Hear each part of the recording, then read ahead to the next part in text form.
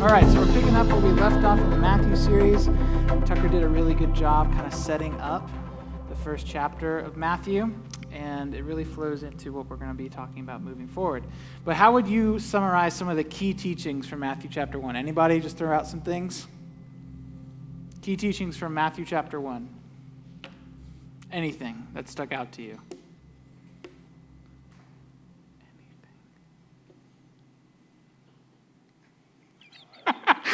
Katie's literally like in this like, don't.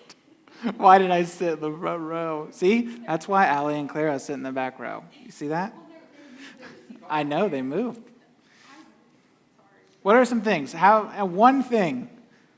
Encourage Tucker here that you remembered one thing from the things he taught you.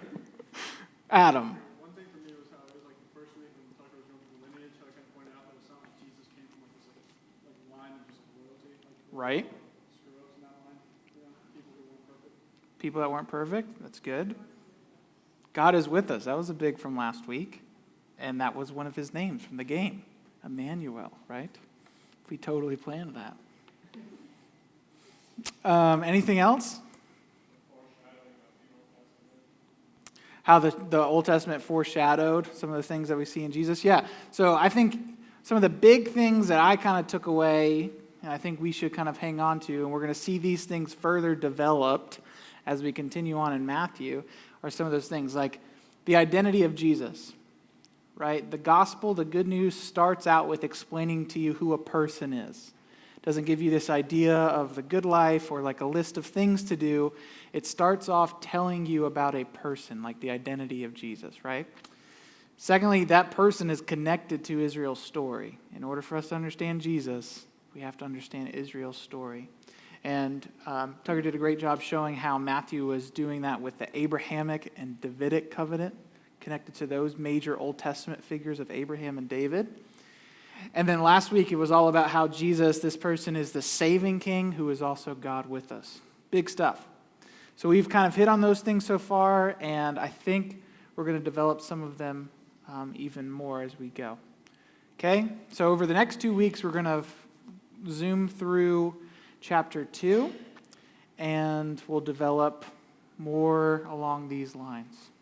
Okay? So let's just go ahead, and we're going to start reading here. We'll pause as we go.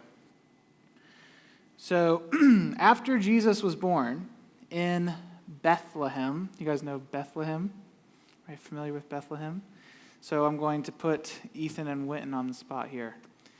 So in Hebrew, Bethlehem is Beit Lechem, which is house of, do you guys remember what Lechem means?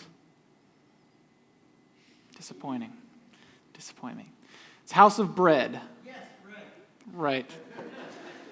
So that's what Bethlehem means. That's just a little fun fact. Just, if you're ever on Jeopardy, that's what you get.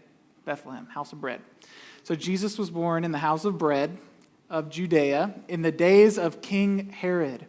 Wise men, or magi, from the east arrived in Jerusalem, saying, "Where is he who has been born King of the Jews? For we saw his star at its rising and have come to worship him." So the first thing to note here is the mention of King Herod. Okay, and I pulled up this painting. And the guy kind of all the way to the right is being depicted as King Herod here. These are the wise men or the magi coming to talk to him. But who was King Herod? Anyone have an idea who King Herod was? He was a king and Bethlehem was in Judea. So he was a king over that region, okay? And this is how Rome would operate, because they were under Roman control. Rome would set up different kings in different areas to rule over different parts of the people. And this is really why they were so successful for a long time, because a lot of these kings would let the people continue their way of life and their cultures. But King Herod was the guy who was set up to be the king over Judea and the Israelite people. And so you have these magi, these wise men, and do you remember how many wise men it said that were there? It didn't say that, but we typically think it's 3. So we don't know how many people were there. Could have been 3, it could have been 30, it could have been There's some paintings in old church history that's got like 300 of them. But a group of them came, and who are these magi? Who are these wise men? Does anyone have any idea who they would be? Are there any clues in the passage that we've seen so far? What were they doing before they showed up here? Watching stars. Yeah, they were watching stars. Anybody like to star watch? Wow. It's depressing. I like to watch the stars.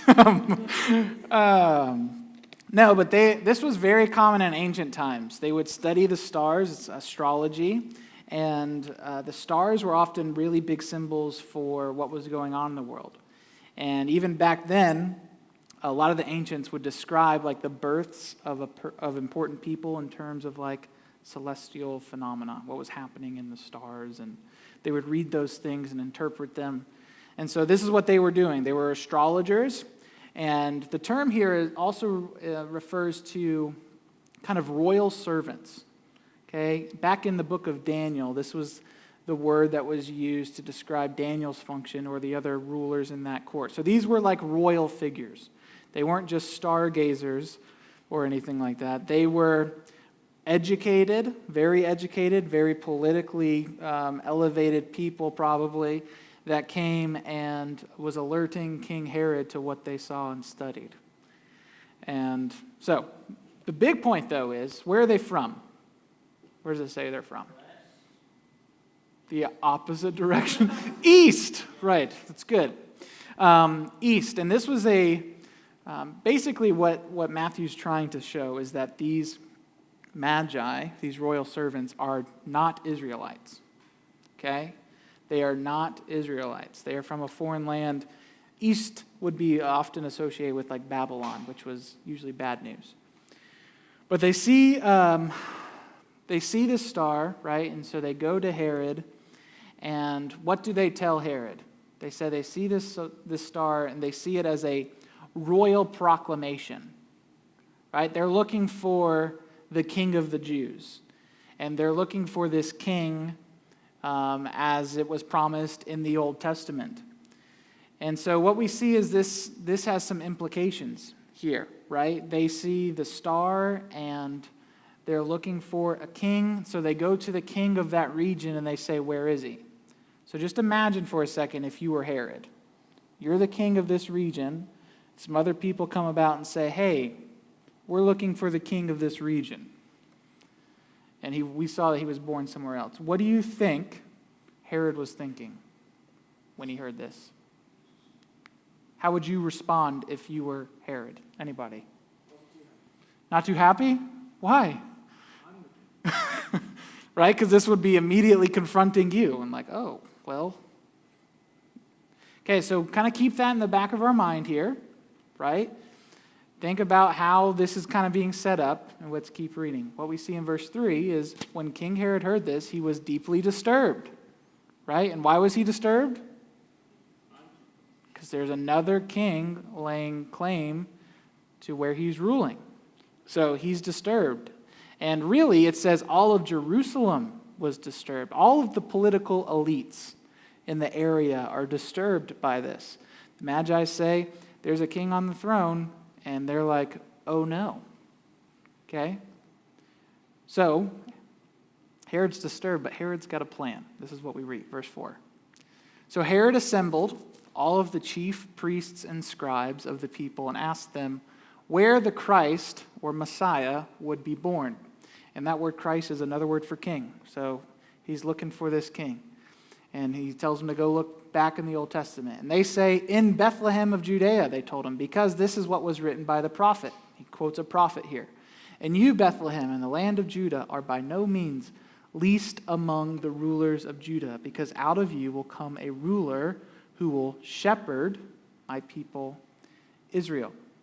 Okay, so you've got Herod's plan here. And what is Herod's plan? He's going to try and track down this king. And he knows that the whereabouts of this king is located in the Old Testament, in the Hebrew Bible. So he gets a team of like scholars put together to try and figure it out. And this is what they tell him. They said, this is where we should look.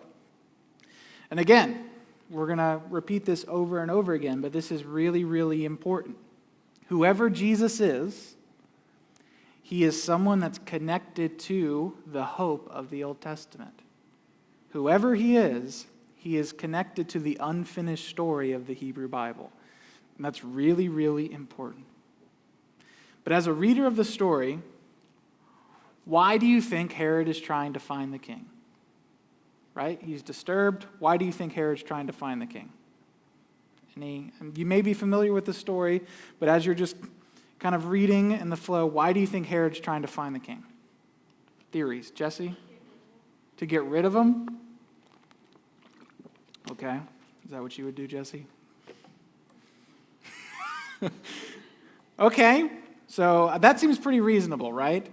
Herod, he's disturbed by this new king. He starts a study group to kind of figure out where he is. Seems like he's hatching a plan here to get rid of him.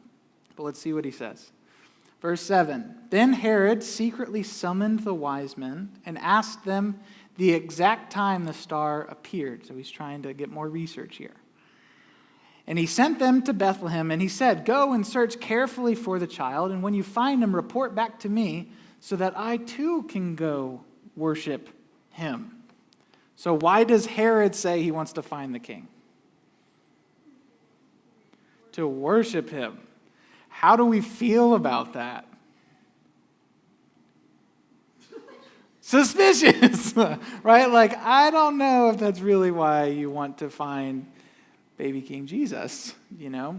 So, but it's really important that we recognize that Herod is being tricky here. He wants to go worship him is the reason that he told the Magi. And on the surface, this looks suspect. He's disturbed. He launched this Old Testament study group, and now he wants to go worship him. And maybe he will.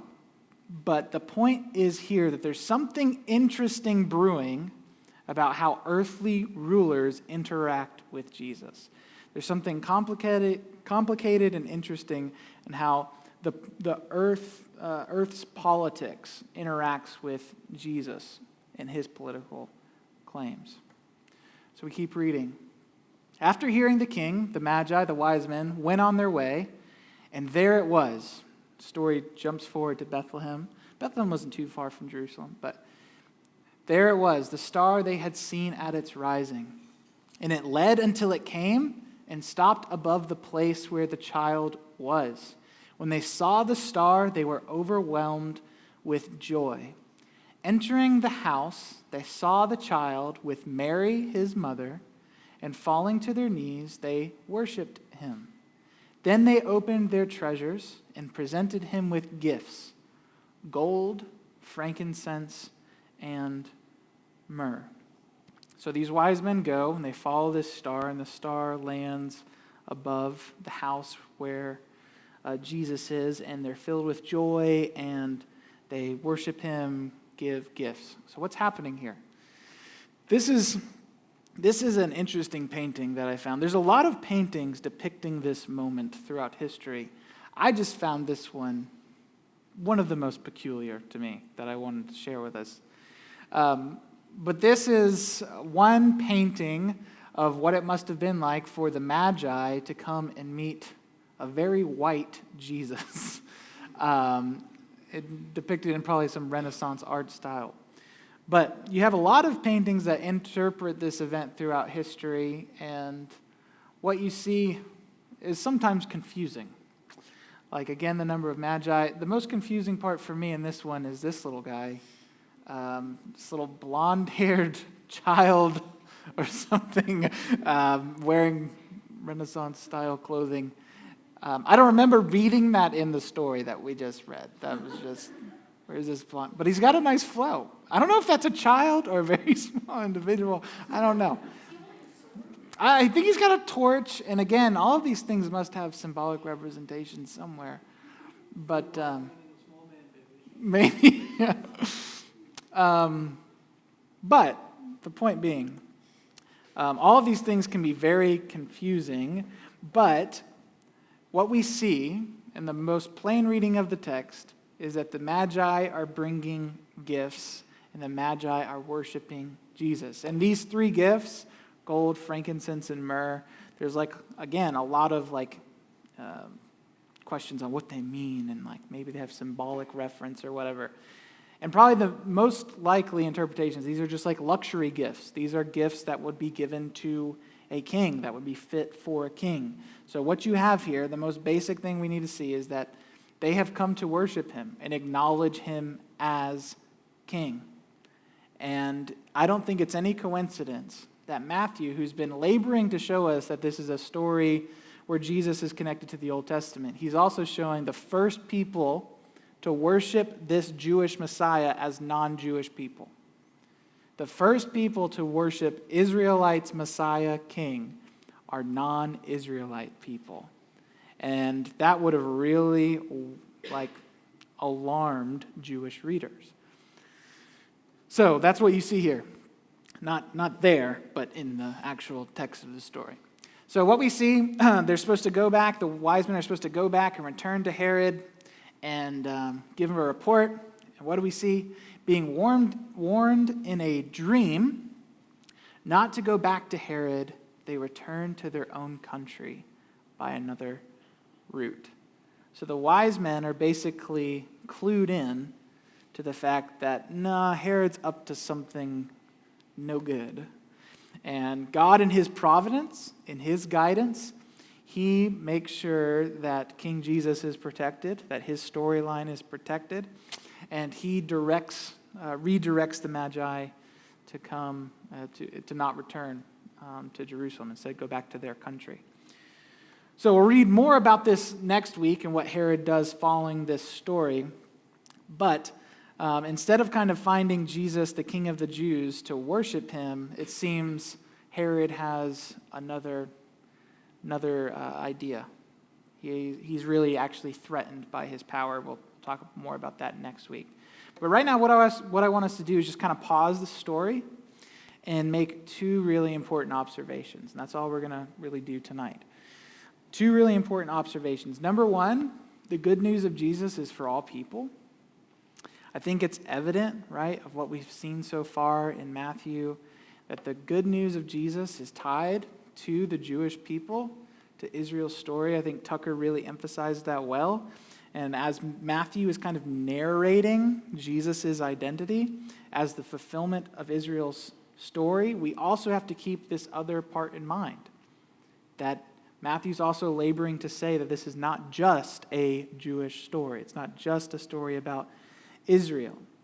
We need to see that this is a story for all people, for all Gentiles, all people of the world, including us. And Paul makes this same claim in Romans 1 in kind of a famous passage. He says, I'm not ashamed of the gospel, and gospel is just good news or the story of Jesus. And why is he not ashamed of it? It's because it's the power of God for salvation, for rescue, for healing, to everyone who believes or who exercises trust or faithfulness or loyalty. First to the Jew, first to the Israelite, but also to the Greek, to the non-Israelite. So although we are not Jews, Jesus' fulfillment of the Jewish story still applies to us, non-Israelites. And this is in line really with what God intended from the beginning. God's desire was always to bring renewal and restoration to all people, to the whole cosmos, not just the Jewish people, through the Jewish people. And that's where he talks about in the Old Testament making them a kingdom of priests, that they would be a light to the nations. And that's really what that's always been about. So Matthew is emphasizing this with the Magi at his birth. And he also emphasized this in the genealogy. Remember the 4 women that he included in that genealogy? Does anyone remember them off the top of their head? Not Mary. I mean, not in the genealogy, he doesn't. There's one more. He doesn't mention her by name. So you got Ruth, Tamar, Rahab, one other woman. The 4th woman, Bathsheba. I think it's referenced as Uriah's wife. But all the things that those women have in common are not that they're just women, but that they did something bad, which is, if you've ever heard that, that's horribly untrue, okay? The reason those women are in there is because they're non-Israelites. And Matthew's showing that non-Israelites are part of this story, and they have been for a very long time. And this has really been God's intention from the beginning. So this is a story for all people, and we can thank God for that, because if that wasn't true, it wouldn't be our story as well, or be able to be our story. Second thing we need to see, not only is the good news of Jesus for all people, but number two, Jesus is a king that confronts the kings and kingdoms of this world. And this applies to you and me as well, not just Herod, not just the guy who's in the story, but also us. We should be confronted by King Jesus. In the same way that the first man and the first woman in the garden sought to be kings and queens on their own, we too live like this. We try to rule our own lives, set our own path, and follow our own rules. We live selfish lives, okay? Let's just all freely admit this. Like we live selfish lives, and we try to place ourselves on the throne. This is our basic human problem. And although we try to set up our own kingdoms, there is also this other king. And as we're trying to live our lives as our own kings and queens, there's another king that's claiming our lives and claiming this world, and that confronts us. So we, like Herod, we're just going about our lives often, and we're trying to rule our own lives and do things our own way. And if we're honest, it's not really working out. We're not really happy. It's not leading to what we really feel satisfied with in life. And here comes this messenger saying, hey, there's another king to your so-called kingdom. And that's going to confront us. That should disturb us. We should be disturbed by this. And if we're not disturbed by this, we should actually question that.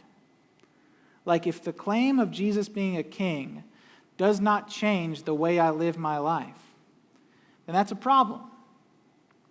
Right? So we often live in this delusion that we're actually calling the shots. We are actually able to live however we want, but Jesus is the king to this kingdom, and he always has been, and he always will be. So the reason that's important is because Jesus is also a very different king than you and I. He's a different kind of king. And one of the ways to actually look at this passage is to see the difference between Herod and Jesus as kings. Herod is this greedy for power guy, and he's trying to do anything to retain his control and influence in life, and he'll do about anything to keep it. And as we read next week, what we see is he basically commits genocide to keep his power. He wipes out babies so that he can stay in power and somehow get rid of King Jesus. So self-preservation is something we all seek, and it's destructive not only to ourselves but others. And this is the only way we know how to rule. And we're so prone to protect ourselves and protect our power, but Jesus does not rule like that. He doesn't. It's a beautiful thing. He's not that kind of king. He's born in a lowly state from the beginning. He grows up and he ministers to the people on the margins. He's not hanging out with the political elites or the religious leaders that would give him popularity and influence. He's hanging out with tax collectors and prostitutes, and he is hanging out with the people that gives him a bad rap, because that's the kind of king that he is. And in a crazy type of way, his whole ministry, his whole life is a march towards his own death. No worldly ruler is doing that. No one will do that. No king will do that. Jesus is a different type of king in that. And so all worldly ideas, all popular ideas of power and of self-preservation, Jesus willingly denies them as he goes to the cross. He says self-denial is the way to truly live. The most powerful thing in this world is actually love. And so Jesus actually shows that by embracing death. He says, you can kill me. I'll show you that my love is more powerful than any weapon in this world we can yield against people. And that's what Jesus shows. That's the type of king that he is. He's one that rules through love. And that should confront us, because we don't do that. We don't do that. We try to rule through other things. We try to rule by getting whatever we want in life. And Jesus shows us another way. But there's also something else here too. And this is kind of a complicated sentence, but I just want you to hang here with me, because I think this was really startling to me. But we need to be aware of how often we disguise or we hide our unspoken resistance to surrender to Jesus with our spoken desire to worship Jesus. So Herod said, he spoke, that he wanted to find Jesus and worship him. But really, behind the scenes, beneath the veil of his own heart and in his motives, he really just wanted to remain king. And he would do anything he had to do that, even using the name of Jesus to get that. So we need to turn that on ourselves and say, why do we want to find Jesus? What's the motive of our heart in claiming to be a follower of Jesus? Why do we really want to worship Jesus? We need to look at our motives in that. Is it really because we want him to sit on the throne of our hearts? Do we really want Jesus to be the king he's supposed to be? Do we really want to bow to him as Lord? Do we want to serve him and become like him? Is that really what we want? Or are we masking something? Are we disguising something? Because the most unfortunate thing about this church thing we do, in the Bible Belt, and there's a stage, there's lights, you guys sit there, and it's like a program, and you can tune in and tune out.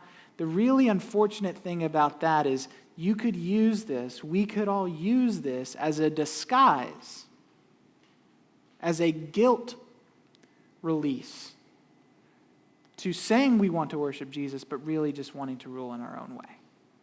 It's the scariest thing in the world. It's what Jesus says, he says this in one of the Gospels. People are going to come to him and say, Lord, did we not do all these things in your name? Did we not claim to do all these things in your name? He said, depart from me, I'll never know you. I never knew you. Because those people, and we ourselves, are easily falling into the trap of using Jesus for what we want rather than actually serving King Jesus. And we have a culture that does this. We have a world that uses the name of King Jesus to do awful things. Recently, with the whole political situation that we've seen, you had people storming a Capitol, doing violent things with Jesus flags. There should be no place for that. Those two do not go hand in hand together at all, period. But if we're honest, it's easy to point the finger and be like, I can't believe they do that in Jesus' name. But we need to take the log out of our own eyes sometimes and say, do I really want to worship Jesus? Or do I just use Jesus' name for things? We really have to ask that question. I think it's really easy to criticize others who maybe malign the name of Jesus. But we have to ask ourselves the hard question. Do we really want Jesus to be our king? Or do we worship him for other reasons? Maybe we claim to follow Jesus or be a Christian because we want to go to heaven when we die. It's a very logical reason. Maybe we claim to follow Jesus because we think that's what our parents want us to do when we don't want to disappoint them. You might be in this room right now because you want to just make your parents happy. Maybe it's just that we want to be right. And we think that the truest thing we can believe is this story about Jesus. Maybe it's that being a Christian or worshiping Jesus gives us some kind of political power or social capital to be accepted by certain people and not rejected. All of these things are possible motives in our hearts. I would say all of these things at one level or another existed in my own heart in following Jesus or trying to follow Jesus. And we need to really search our hearts and analyze our motives and say, do I really want to serve this king? Do I really want to bow down to this king? Because here's the core of all of this. If your motive in worshiping Jesus or following Jesus is anything other than to give your allegiance to him, then you have to know that that's going to expire. Life's going to get hard, and you're going to crumble. Things are going to get confusing, and you're going to crumble. You're going to leave your parents' house, and you're going to crumble. If there's any motive in your life that is mixed or, what's the best way to say this, or not ambiguous, but if your motive is not for serving Jesus as king, no matter what, you will fall away. You will. We see it all the time. And so what we need to continually do is remind ourselves of who Jesus is, what he has accomplished, acknowledge that our motives can be messy, and if we're not diligent and intentional and in a community with people that are constantly reminding us of the story and training ourselves up to be more and more like Jesus and reminding us that God's grace is sufficient for us and all of these things, we can easily fall aside. So the overwhelming, beautiful truth in all of this is that Jesus yielded to his enemies. He accepted his own death, but in doing so, he showed love to you, and he invites you into a loving relationship with him as your king. And as we continue to yield to him, as we continue to surrender to him and give our allegiance and our trust to him because he's king and not for anything else, we can continue to grow in becoming more like this king.